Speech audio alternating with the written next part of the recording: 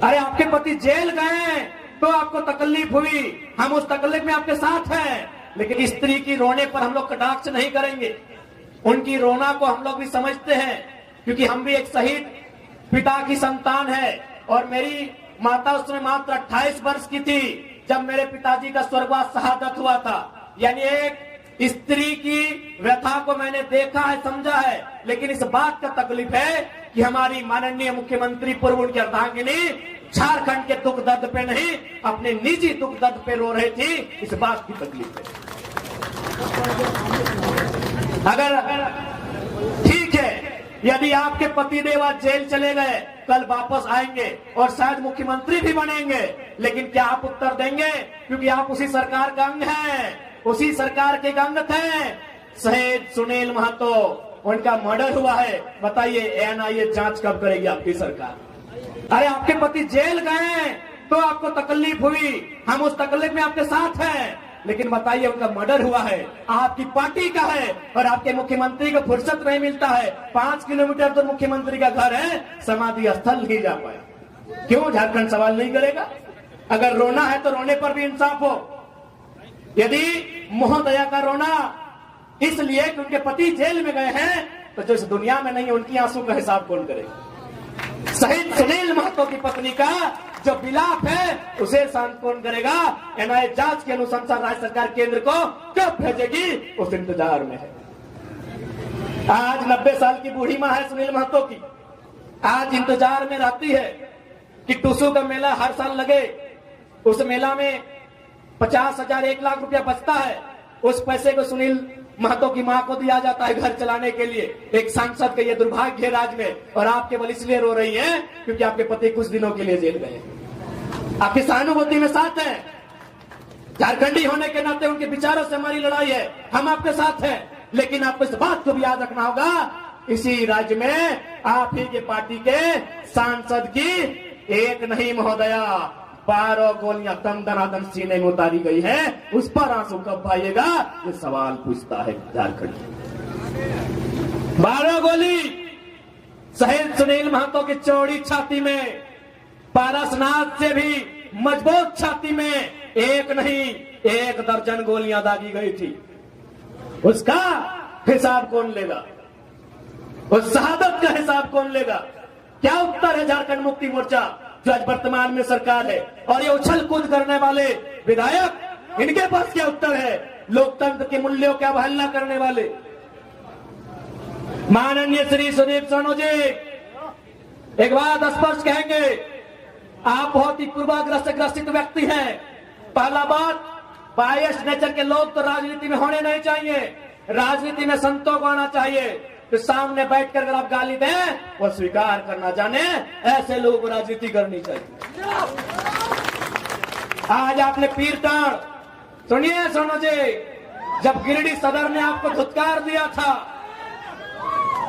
सुनिए झारखंड मुक्ति मोर्चा के नूनू सोनू जी,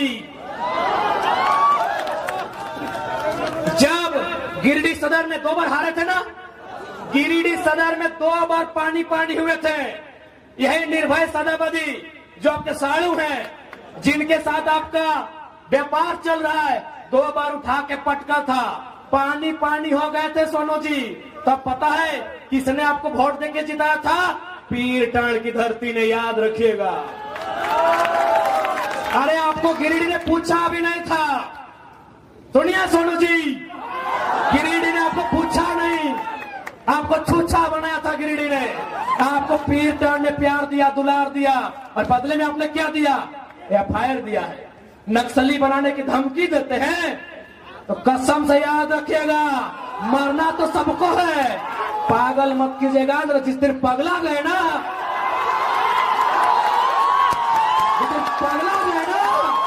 एक पाए का हिसाब लेंगे।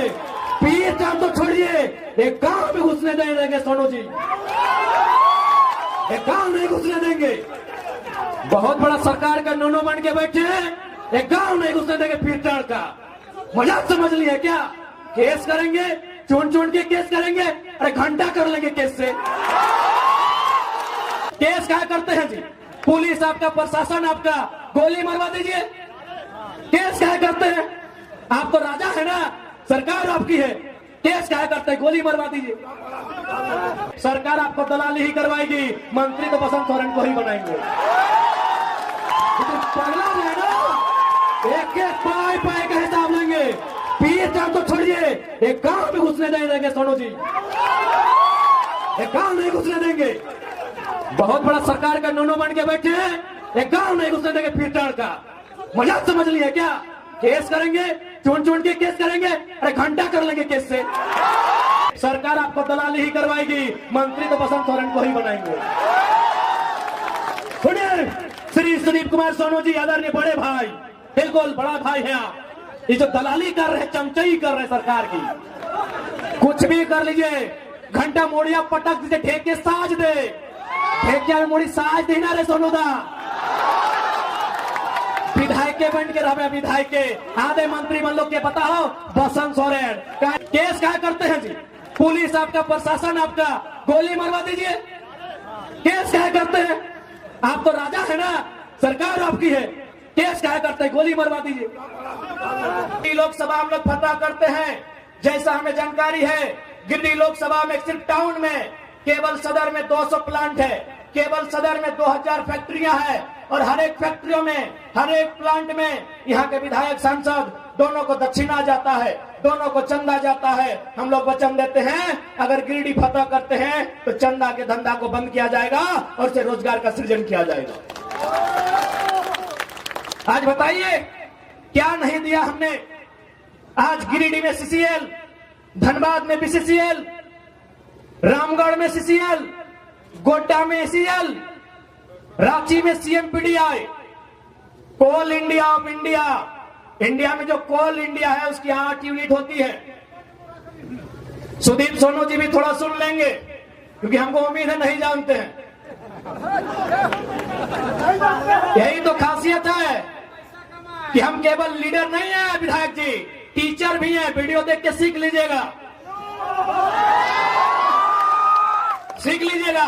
और ऐसे भी हमारे भाषण का नकल करते हैं, उनके सहयोगी हमें बताए हैं। विधानसभा के भीतर हमारे भाषण को इन्होंने नकल करके रखा है। अच्छी बात है, बच्चे, इस बच्चे के लिए गर्व की बात है। तो सुनिए माननीय विधायक जी, क्योंकि हमने कोयला पे बात किया है, गिरिडीह में सीसीएल है। कोयला की 8 यूनिट होती है कोल इंडिया की, BCCL, CCL, ECL, WCL, NCL, MCL, SECL, CMPDI, 8 unit होती है। और दुर्भाग्य का विषय आपको बताएंगे कि 4 यूनिट झारखंड में है, बीसीसीएल झारखंड में, सीसीएल झारखंड में, ईसीएल झारखंड में, सीएमपीडीआई रांची झारखंड में, और हेडक्वार्टर कलकत्ता में है। ये झारखंड का दुर्भाग्य है। इसलिए आज कोयलांचल की नगरी में हम ये भी संदेश देंगे कि यदि गिरिडीह संसद के माध्यम से हमारी एंट्री लोकसभा में हुई तो विधानसभा, माफ कीजिएगा, लोकसभा के स्पीकर के सामने, माननीय प्रधानमंत्री जो उस समय होंगे उनके सामने हम सीधा सवाल करेंगे कि यदि कोयला की 4 यूनिट झारखंड में है तो हेडक्वार्टर कलकत्ता में क्या कर रहा है? चलिए झारखंड लेके आइए, झारखंड लेके आइए। हेडक्वार्टर धनबाद होगा, बोकारो होगा, रांची होगा, गिरिडीह होगा, कलकत्ता नहीं होगा। अब अन्याय झारखंड नहीं सहेगा। यही लोकतंत्र है। क्या आप आलोचना नहीं सह पाएंगे? जो आपकी आलोचना करेंगे, जो आपसे सवाल करेंगे, जो अपने अधिकार की बात करेंगे, आप उन पर केस करेंगे। तो मैं जिला प्रशासन से निवेदन करूंगा कि छोटा मोटा मत केस कीजिएगा, क्योंकि सुदीप सोनू भले मुख्यमंत्री कोई और है, इस सुपर सीएम है, सीधे हम लोग पे राजद्रोह का केस कीजिएगा, उम्र कैद का सजा दीजिएगा। मैं जिला प्रशासन से निवेदन करूंगा, क्या झूठ मूठ का केस करते हैं, 107 करते हैं, 353 करते हैं। अरे कोई ऐसा मुकदमा कीजिए जो हम लोग को सीधे उम्र कैद की सजा हो, उसे हम लोग स्वीकार करेंगे। लेकिन फिर भी पीछे नहीं हटेंगे, क्योंकि ये सुदीप सोनू का देश नहीं, ये भगत सिंह का देश है। फांसी भी होगी, पीछे नहीं हटेंगे। इसलिए आप लोग राजनीति को समझिए, राजनीति को नहीं समझेंगे तो हमारा हाल क्या होगा। बहाली आप देखे ना, जनरल कोटा में 61 बहाली था, 61 बहाली था ना, जनरल कोटा में शिक्षकों की थे ना, जेई, सॉरी माफ कीजिएगा, जेई में 61 बहाली था। आपको जानकारी होना चाहिए, 39 यूपी बिहार राजस्थान के लोग ले गए, आपके हिस्से में 22 आया। और कसम से बोलते हैं उस 22 में भी बहुत सारा बिहार का लोग झारखंडी बना है। अरे ये तो मालूम हुआ कि अभी उसका मूल पता क्या है। बताइए आपके हिस्से में क्या आ रहा है, अभी बताइए। पढ़ने लिखने वाले नौजवान, गिरिडीह, हजारीबाग, धनबाद ये पढ़ा लिखा क्षेत्र है, पढ़ाई लिखाई में कोई कमी नहीं है, लेकिन देखिए आपके हिस्से को कहां बेचा जा रहा है। हम वोट बेचते हैं, वो हमारी नौकरियों को बेचते हैं। 27 लाख में पेपर लीक हुआ, मालूम होगा आपको। सीजीएल की परीक्षा आप भी दिए थे, नौजवान यहां बैठे हैं। यहां मुझे लगता है दर्जनों नौजवान हैं जो सीजीएल की परीक्षा में बैठे हैं। बताइए कितना अन्याय इस राज्य के साथ होता है। आप सोच के देखिए क्या अन्याय इस राज्य के साथ होता है। आइए सही बैठिए। और हमारे बहुत सारे अतिथिगण आए हैं, रामगढ़ से, बगोदर से, मनोज दा भी आए हैं, रवि जी भी आए हैं। आप लोग मंचासीन होंगे तो सोच के देखिए क्या व्यथा है झारखंड। क्योंकि मेरी आवाज इस ग्राउंड के अलावे चारों ओर जा रही है, वहां शायद अन्य राज्यों के लोग रहते हैं, खासकर बिहार बंगाल के लोग जरूर रहते हैं, उत्तर प्रदेश उड़ीसा के लोग भी रहते हैं। मैं स्पष्ट कहना चाहूंगा, बिहार को हम बड़ा भाई मानते हैं, बंगाल भी हमारा बड़ा भाई है, उड़ीसा भी हमारा बड़ा भाई है। 1912 में बिहार अलग हुआ, 1936 में उड़ीसा अलग हुआ, 2000 में झारखंड अलग हुआ। भैया जब 1912 में बिहार अलग हुआ, बंगाल वालों ने आज तक बिहार में एक भी डाका नहीं डाला है। क्या आपके पास एक भी इतिहास है कि जब बंगाल प्रेसिडेंसी से सन 1912 में बिहार अलग हुआ, उसके बाद बंगाल के किसी मूल निवासी ने बिहार में कोई दखल अंदाजी किया हो? क्या आपके पास डाटा है? एक भी डाटा है? नहीं है, क्योंकि बंगाल ने बिहार को भाई मान के अपना हिस्सा अलग कर दिया।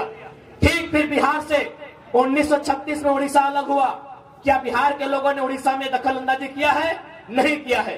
लेकिन जैसे ही झारखंड अलग हुआ, सब लोग यहाँ टांग गड़ा के बैठे हैं। ये दुर्भाग्य की बात है।